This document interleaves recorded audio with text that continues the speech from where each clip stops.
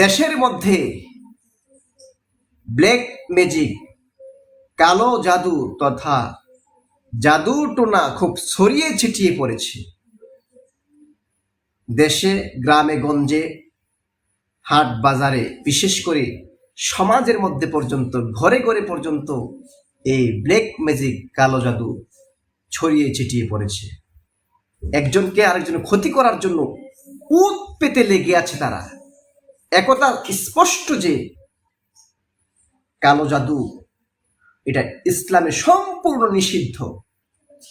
যে ব্যক্তি কুফরি কালাম করে অর্থাৎ কালো জাদু করে সে ইসলাম থেকে খারেজ হয়ে যায়।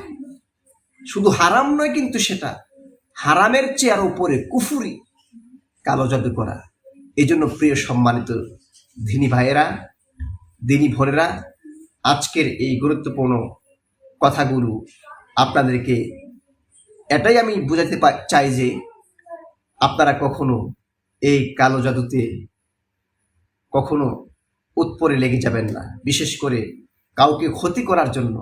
আপনার সাথে একসময় সম্পর্ক ভালো ছিল, এখন আপনার সম্পর্ক ভালো নাই, এই জন্য তাকে ক্ষতি করে, কালো জাদু করে, ভান মেরে, জাদুটোনা করে তাকে একেবারে বিছানায় শোয়াই দিলেন, তাকে অসুস্থ করে দিলেন। সে ডাক্তার কবিরাজ দেখায়া পর্যন্ত সুস্থ হতে পারে না। এর একটা কারণ হচ্ছে আপনি তাকে কালো জাদু করেছেন, একবারে তার জীবনটাকে ধ্বংস করে দিয়েছেন। মনে রাখবেন, আল্লাহ একজন আছেন, তিনি কিন্তু মহাবিচারক। আলাইসাল্লাহু বিআহকামিল হাকিমিন, তিনি হচ্ছেন মহাবিচারক। তিনি কিন্তু আপনাকে ছাড়বেন না। আপনি ঈমান নিয়ে মৃত্যুবরণ করতে পারবেন না। এজন্য খবরদার, কালো জাদু যেহেতু ইসলামের সম্পূর্ণ হারাম এবং নিষিদ্ধ, যারা এই কালো জাদু করে তারা কুফরি কালাম করে, এজন্য এই সমস্ত জাদু টোনার লোকদের থেকে আমরা দূরে থাকব। এবং কি যারা এই সমস্ত কাজে জড়িয়ে পড়ে তাদের থেকেও আমরা দূরে থাকব। আমরা যদি পারি তাদেরকে বোঝাবো, শোনাবো যে আপনি যে কাজটি করতেছেন এটা কিন্তু ইসলামে নিষেধ এবং এটা কুফরি। আপনি কিন্তু মুসলমান থেকে খারিজ হয়ে যাবেন। আপনি যদি একজন লোককে বারবার এই কথা বলে বোঝান, হয়তো সে শুধরায় নিতে পারে।